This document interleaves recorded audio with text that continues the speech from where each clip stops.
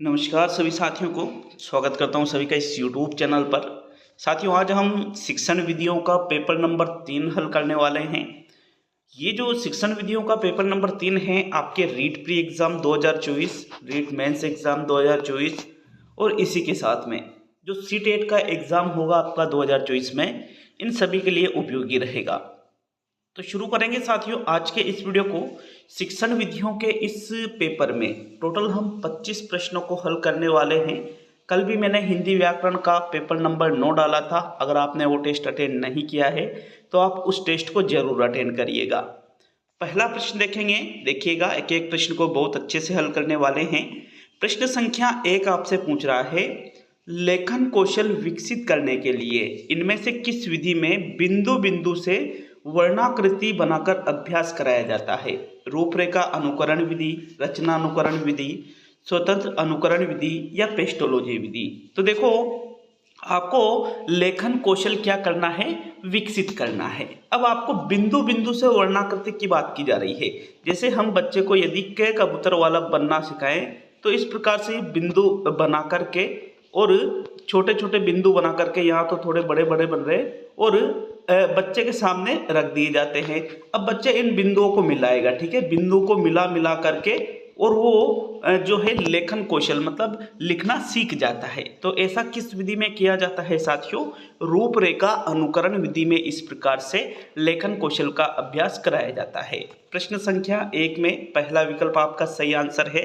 Next प्रश्न संख्या 2 की ओर बढ़ेंगे। दूसरा प्रश्न देखेंगे मित्रों। दूसरा प्रश्न है, निम्न में से दृश्य श्रव्य सामग्री का गुण नहीं है। सामग्री सुंदर व आकर्षक होनी चाहिए। सामग्री का आकार कम से कम इतना होना चाहिए कि कक्षा के सभी बालक उसे देख सके। सामग्री छात्रों में जिज्ञासा जागृत करने वाली होनी चाहिए और सामग्री में अत्यधिक बातों का संकलन होना चाहिए। तो देखो, बच्चों को जब हम पढ़ा रहे हैं तो दृश्य श्रव्य सामग्री का प्रयोग करते हैं, जिसमें सुनाई भी देता है और दिखाई भी देता है। ये सहायक सामग्रियां होती है साथियों, जिनसे बच्चे जो चीज़ पढ़ रहे हैं वो जल्दी सीख जाते हैं। तो दृश्य श्रव्य सामग्री जो हम प्रयोग करते हैं उसमें कौन सा गुण नहीं होना चाहिए? तो इनमें से देखो 4 जो विकल्प है, सामग्री सुंदर भी होना चाहिए, आकर्षक भी होना चाहिए। जो दृश्य श्रव्य सामग्री हम प्रस्तुत कर रहे हैं, सामग्री जो हम दृश्य श्रव्य सामग्री प्रस्तुत कर रहे हैं बच्चों के सामने, उसका आकार कम से कम कितना होना चाहिए कि कक्षा के सभी बालक उस सामग्री को देख सके। और ये दृश्य श्रव्य सामग्री छात्रों में जिज्ञासा जागृत करने वाली भी होना चाहिए। लेकिन यहाँ जो चौथा विकल्प है कि अत्यधिक बातों का संकलन, अत्यधिक बातों का संकलन, ये कोई इसकी विशेषता नहीं है। तो प्रश्न संख्या 2 में आपके जो चौथा विकल्प है दूसरे प्रश्न का सही आंसर होगा। चलिए आगे बढ़ेंगे प्रश्न संख्या 3 की ओर। तीसरा प्रश्न देख लेते हैं। निम्न में से अप्रमापीकृत परीक्षण की विशेषता नहीं है। प्राप्तांकों की व्याख्या छोटे समूह में की जाती है। तत्कालिक आवश्यकता की पूर्ति करता है। कक्षा शिक्षक के द्वारा यह किया जाता है और सामान्यतः इसकी विश्वसनीयता वैधता अधिक होती है। तो जो अप्रमापीकृत परीक्षण होते हैं इनमें से कौन सी विशेषता नहीं है साथियों? तीसरे प्रश्न का आंसर बताइएगा। देखो, पिछले कुछ दिनों से वीडियो नहीं डाल पा रहा था, चुनाव में ड्यूटी लगी हुई थी, किंतु कल भी मैंने वीडियो डाला था, आज भी डाला है, रेगुलर आपके वीडियो आ जाएंगे। साथ ही स्टडी विद पीएन लोधा जो एप्लीकेशन है, रीट प्री का जो कोर्स 2024 के लिए चला रखा है, उस पर भी आपको रेगुलर टेस्ट देखने को मिलेंगे, लेवल 1 के लिए भी और लेवल 2 के लिए भी। तो ऐप डाउनलोड अगर नहीं कर रखा है आपने तो ऐप को डाउनलोड जरूर करिएगा। कमेंट बॉक्स में मैंने लिंक दे रखा है साथियों। देखो, एक होते हैं अप्रमापीकृत परीक्षण और एक होते हैं प्रमापीकृत परीक्षण। प्रमापीकृत परीक्षणों की विश्वसनीयता और वैधता अधिक होती है, न कि अप्रमापीकृत की। तो ये जो चौथा विकल्प है प्रश्न संख्या 3 में, ये अप्रमापीकृत परीक्षण की विशेषता नहीं है। प्रश्न संख्या 3 में चौथा विकल्प आपका आंसर होगा साथियों। बढ़ते हैं प्रश्न संख्या 4 की तरफ। चौथा प्रश्न है, छोटा बालक पुस्तक के रंग बिरंगे चित्रों को बहुत पसंद करता है। यह पाठ्य पुस्तक की किस गुण से संबंधित है? आवरण, कागज, सार्थकता या उत्सुकता? तो देखा होगा आपने, एक जो कक्षा 1 में या एलकेजी में या कक्षा 2 में जो छोटे छोटे बच्चे पढ़ते हैं तो पुस्तकों में जो रंग बिरंगे चित्र होते हैं साथियों, उनको बहुत पसंद करता है। तो ये जो रंग बिरंग चित्र है पुस्तक में साथियों, ये जो है ये पाठ्य पुस्तक का कौन सा गुण है? उसका आवरण। विकल्प नंबर 1 आपके प्रश्न संख्या 4 का सही आंसर है। नेक्स्ट प्रश्न संख्या 5 की ओर बढ़ते हैं। तो चलिए प्रश्न नंबर 5 को देखेंगे। देखो और कहो विधि में किस बिंब का विशेष बिंब होता है? भाव बिंब, दृश्य बिंब, श्रुति बिंब और इनमें से कोई नहीं। तो कोई नहीं को तो आप विकल्प से हटा सकते हो। क्या है प्रश्न? देखो और कहो, देख करके क्या कहना है? कहना है। तो साथियों ये श्रुति बिंब तो है नहीं, बल्कि देखकर कहना जो है इसमें कौन सा विशेष बिंब होता है? दृश्य बिंब होता है। प्रश्न नंबर 5 में दूसरा विकल्प आपका आंसर होगा। नेक्स्ट प्रश्न संख्या 6 की ओर बढ़ेंगे। छठा प्रश्न पूछ रहा है, भाषा विकास के अंगों में निम्न में से कौन सा बिंब नहीं है? वाक्य विन्यास, अभिव्यक्ति, शब्द भंडार और बाहुल्यता। तो देखो भाषा विकास का जो अंग है इसमें अभिव्यक्ति, जो बालक के अंदर जो भी चीजें चल रही हैं उनको अभिव्यक्त करना, साथ ही शब्द भंडार और साथ ही वाक्य विन्यास, तीनों ही बिंब है, लेकिन बाहुल्यता जैसा बिंब इसमें नहीं है। प्रश्न नंबर 6 में आपके चौथा विकल्प आपका आंसर होगा। नेक्स्ट प्रश्न संख्या 7 की ओर बढ़ेंगे। तो 7वां प्रश्न है, किस उपागम में छोटी छोटी कक्षाओं से उच्च कक्षाओं की तरफ जटिलताओं को बढ़ते क्रम में सीखते हैं? हर्बर्ट उपागम है ये, चक्राकार उपागम है, स्किनर उपागम है, या इनमें से कोई नहीं? तो साथियों छोटी छोटी कक्षाओं से उच्च कक्षाओं की तरफ जटिलताओं को बढ़ते क्रम में, मतलब पहले सरल चीजों को सीखेंगे, मतलब एक तरह से सरल से कठिन की ओर शिक्षण सूत्र पर आधारित ये उपागम है। और ऐसा कौन सा उपागम है? चक्राकार उपागम है। कौन सा उपागम है ऐसा? चक्राकार। दूसरा विकल्प आपके प्रश्न नंबर 7 का सही आंसर है। नेक्स्ट प्रश्न संख्या 8 की ओर बढ़ते हैं साथियों। तो 8वां प्रश्न है, व्याख्यान विधि का प्रयोग इस विधि के साथ उत्तम रहता है? कौन सी विधि के साथ? प्रश्नोत्तर विधि के साथ, दूरस्थ विधि के साथ, भाषा प्रयोगशाला विधि के साथ, या अभिकर्मित अधिगम के साथ? तो देखो व्याख्यान विधि एक शिक्षक केंद्रित विधि है। ये कैसी विधि है? व्याख्यान विधि शिक्षक केंद्रित विधि, जिसमें छात्रों को व्याख्यान दिए जाते हैं। किसके द्वारा? शिक्षक के द्वारा। और यदि इस विधि के साथ ही हम प्रश्नोत्तर विधि का प्रयोग करते हैं, मतलब बीच बीच में हम प्रश्न भी पूछ रहे हैं और छात्र उसका उत्तर दे रहे हैं, तो कहीं ना कहीं छात्र भी उसमें एक्टिव हो जाते हैं। अतः व्याख्यान विधि का जो प्रयोग है प्रश्नोत्तर विधि के साथ उत्तम माना जाता है साथियों। प्रश्न नंबर 8 में पहला विकल्प आपका आंसर होगा। नेक्स्ट प्रश्न संख्या 9 की ओर बढ़ेंगे। 9वां प्रश्न है, वाचिक अभिनय द्वारा शिक्षण का अर्थ है? अध्यापक द्वारा नाटक का वाचन करना, एक छात्र द्वारा नाटक का वाचन करना, कई विद्यार्थियों द्वारा विभिन्न पात्रों के संवाद बोलना, या अध्यापक के द्वारा नाटक का अभिनय करना। तो देखो नाम क्या है शिक्षण का? वाचिक अभिनय। वाचिक मतलब बोल करके, अभिनय, अभिनय मतलब आपको पता है अभिनय मतलब ड्रामा करना, नाटक करना। तो साथियों जो है वाचिक अभिनय इसका मतलब होता है अलग अलग विद्यार्थियों के द्वारा या कई विद्यार्थियों के द्वारा अलग अलग जो पात्र है इनके संवाद बोलना। जैसे कोई सी भी एक कहानी आई, उस कहानी में बहुत सारे पात्र है, 5-7 मान लो उसमें पात्र है, या 10-12 पात्र भी हो सकते हैं, या 4-5 पात्र भी हो सकते हैं। तो अलग अलग बालकों को अलग अलग पात्र दे दिया कि भाई जैसे ही ये आएगा आपको उस प्रकार से अभिनय करना है बोल बोल कर। तो यही क्या कहलाता है? वाचिक अभिनय कहलाता है। प्रश्न संख्या 9 में तीसरा विकल्प आपका आंसर होगा साथियों। प्रश्न संख्या 10 की ओर बढ़ेंगे। 10वां प्रश्न पूछ रहा है, निम्न में से लेखन संबंधी त्रुटियों का कारण कौन सा नहीं है? अधूरा ज्ञान, अभ्यास की कमी, जल्दबाजी, या गामक अपेजिया। तो देखो लेखन संबंधी त्रुटियां यदि कोई बालक करता है तो उस जल्दबाजी करने के कारण भी लेखन संबंधी त्रुटियां हो जाती है, अभ्यास की कमी के कारण भी लेखन संबंधी त्रुटियां हो जाती है, और अधूरे ज्ञान के कारण भी लेखन संबंधी त्रुटियां हो सकती है। किंतु यह गामक अपेजिया जो है ये लेखन संबंधी त्रुटियों का कारण नहीं होता है। अतः 10वें प्रश्न में आपके चौथा विकल्प सही आंसर है। चलिए आगे बढ़ेंगे साथियों प्रश्न संख्या 11 की ओर। तो 11वां प्रश्न है, उपचारात्मक शिक्षण के लिए आवश्यक नहीं है विषय अध्यापक, एक ही शिक्षण विधि, निदानात्मक शिक्षण, या उपलब्धि की जांच करना। तो उपचारात्मक शिक्षण यदि हम कर रहे हैं, उपचारात्मक शिक्षण का अर्थ क्या होता है? जो छात्र की जो कमियां हैं उसका ज्ञान हमें हो गया है कि छात्र में ये कमियां हैं, मतलब उसका निदान तो हमने कर लिया है, अब उनको दूर किया जाता है किसके माध्यम से? उपचारात्मक शिक्षण के माध्यम से। तो साथियों इसमें विषय अध्यापक की भी आवश्यकता पड़ती है, निदानात्मक शिक्षण भी करना पड़ता है, पहले उपलब्धि की जांच की जाती है, और यहाँ पर जो ये दूसरा विकल्प है एक ही शिक्षण विधि। जरूरी नहीं है कि उपचारात्मक शिक्षण में एक ही शिक्षण विधि का हर बार प्रयोग किया जाए, इस वजह से दूसरा विकल्प जो है उपचारात्मक शिक्षण के लिए आवश्यक नहीं माना गया है। तो प्रश्न संख्या 11 में आपके दूसरा विकल्प सही रहेगा। नेक्स्ट अब हम प्रश्न संख्या 12 की ओर बढ़ेंगे मित्रों। 12वां प्रश्न पूछ रहा है, प्राथमिक व उच्च प्राथमिक स्तर पर व्याकरण शिक्षण के लिए उपयुक्त विधि है निगमन प्रणाली, आगमन प्रणाली, अनुवाद प्रणाली या इनमें से सभी। तो देखो, प्राथमिक कक्षा 1 से 5 के जो बच्चे हैं उनके लिए प्राथमिक शब्द का प्रयोग किया जाता है और उच्च प्राथमिक शब्द का प्रयोग कक्षा 6 से 8 के बच्चों के लिए किया जाता है।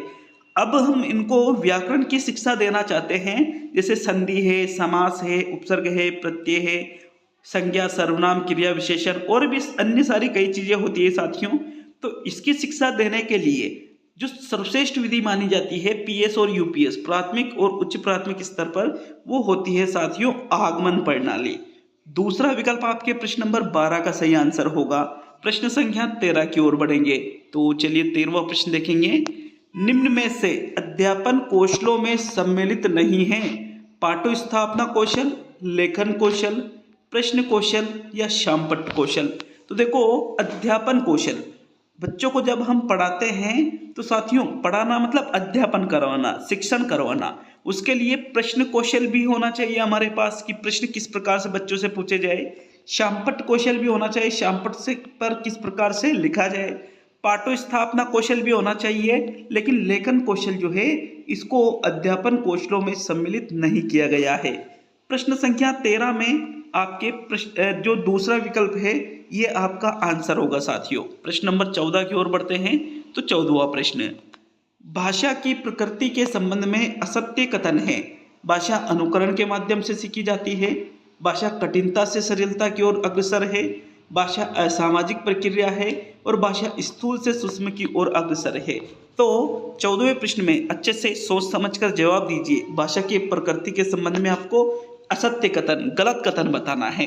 तो स्थूल से सूक्ष्म की ओर अग्रसर तो है, अनुकरण के माध्यम से भी भाषा सीखी जाती है। अब जो हमारे कंफ्यूजन वाले जो ऑप्शन हैं वो है दूसरा और तीसरा विकल्प। तो भाई भाषा कठिनता से सरलता की ओर अग्रसर है या भाषा असामाजिक प्रक्रिया है। तो अब हम आराम से जो तीसरा विकल्प है इसको असत्य कह सकते हैं, क्योंकि भाषा कोई असामाजिक प्रक्रिया नहीं है साथियों। समाज में रहकर ही भाषा सीखी जाती है, तो भाषा कैसी है, एक सामाजिक प्रक्रिया है। अब अगर हम बात करें कठिनता से सरलता की ओर कैसे अग्रसर है, तो जब हम कोई भी भाषा सीखते हैं शुरुआत में हमें कठिनाई आती है, और जब हम थोड़ा बहुत उस भाषा को सीख लेते हैं तो वो चीज़ों को सीखने में हमें सरलता होती जाती है। इस वजह से भाषा कठिनता से सरलता की ओर अग्रसर है। तो ओनली जो तीसरा विकल्प है यही आपका असत्य कथन है भाषा की प्रकृति के संबंध में। तो तीसरा ही विकल्प आपके 14वें प्रश्न का सही आंसर होगा। नेक्स्ट प्रश्न संख्या 15 की ओर बढ़ते हैं। 15वां प्रश्न, कौन सा प्रश्न कौशलों के लिए सही नहीं है?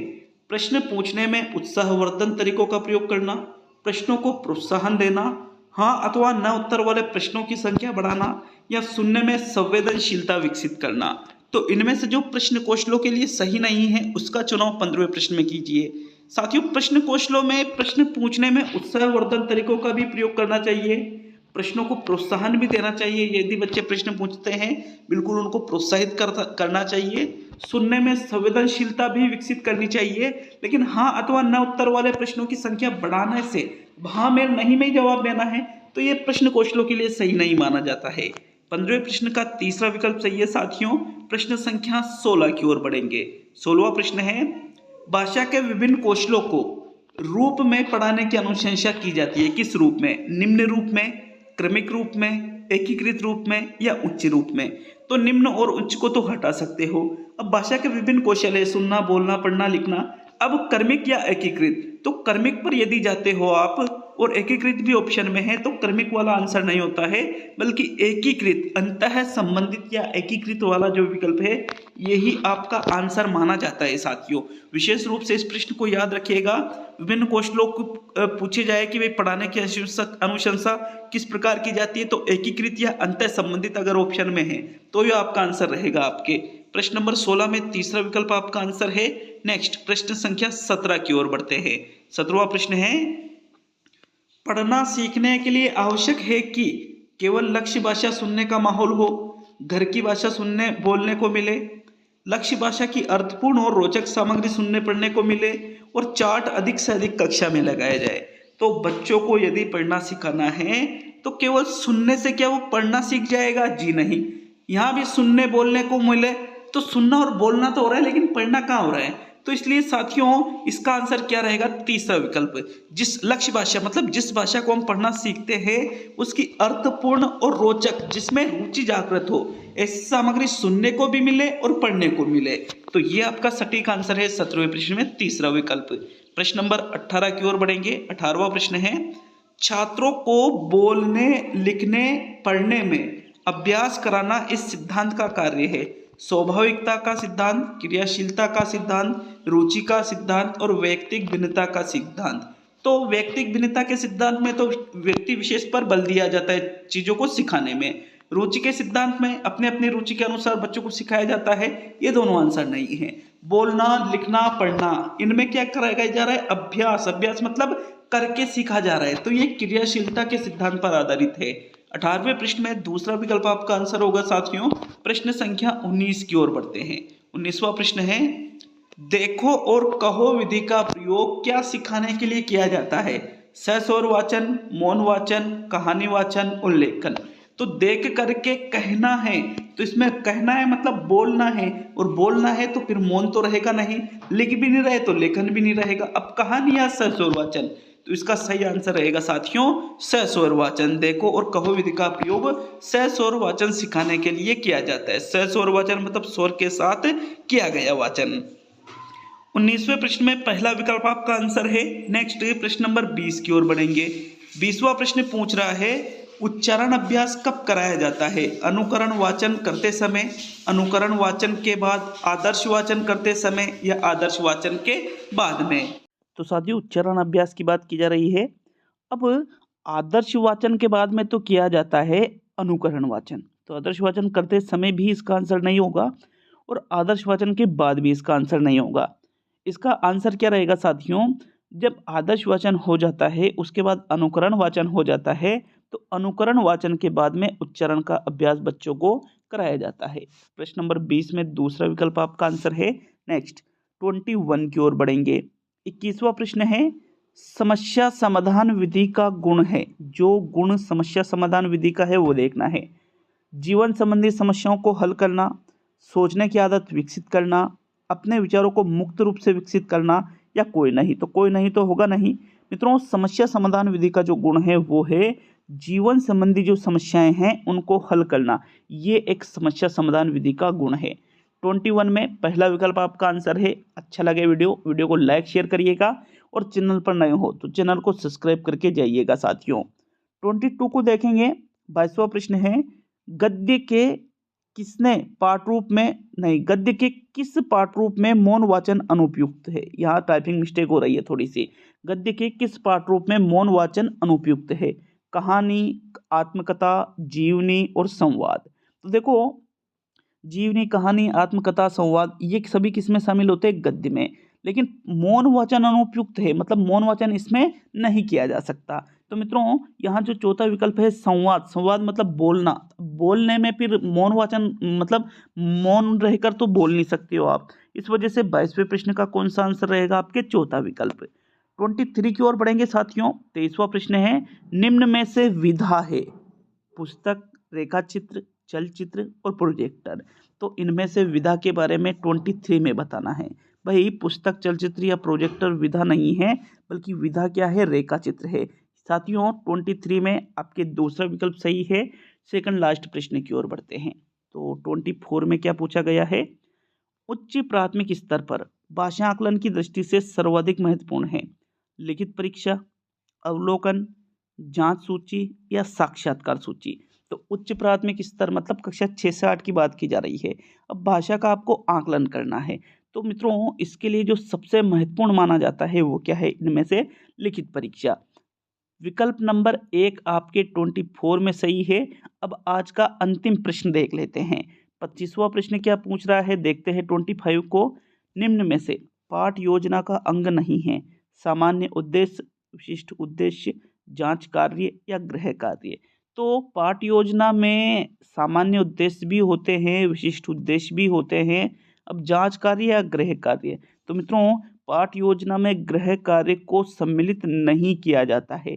विकल्प नंबर 4 आपके 25 का सही आंसर है। ये शिक्षण विधियों का पेपर नंबर 3 कंप्लीट होता है। नेक्स्ट जो वीडियो आएगा आपके या तो राजस्थान जीके का या फिर जो बाल मनोविज्ञान है या बाल विकास है उसका आपके वीडियो आएगा कल। तो मिलते हैं साथियों जल्दी ही अगले वीडियो में।